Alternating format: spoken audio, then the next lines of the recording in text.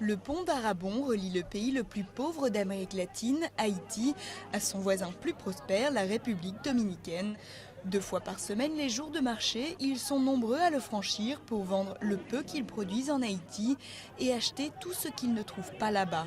Mais beaucoup se plaignent de discrimination en République dominicaine, bien qu'il représente un véritable atout économique pour les villes frontalières. Nous vivons grâce aux achats des Haïtiens. S'ils n'étaient pas là, l'économie locale de Darabon serait très ralentie.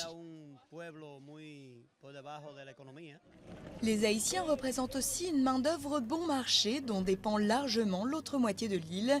Il serait entre 1 et 3 millions à vivre en République dominicaine en toute illégalité.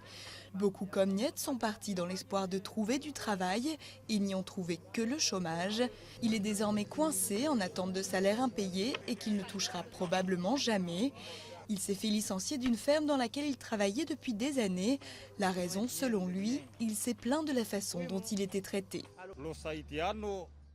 Les Haïtiens acceptent les pires boulots. Les Dominicains gardent tous les travaux faciles.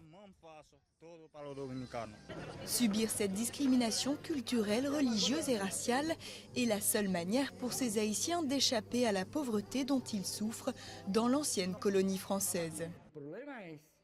Le problème, c'est que les autorités dominicaines et les élites voient les Haïtiens comme des Africains inférieurs. Et eux se sentent supérieurs, catholiques et d'origine espagnole. Michel vit à Saint-Domingue, la capitale. Il travaille dans le bâtiment, il gagne tout juste de quoi survivre, mais affirme qu'en Haïti, ce serait pire. Si j'avais une opportunité, je rentrerais immédiatement, mais il me faut un travail. La plupart n'ont pas de papier, leurs enfants nés en République dominicaine n'en ont pas non plus. Les inscrire à l'école ou trouver du travail légal est donc impossible. Un cercle vicieux difficile à enrayer.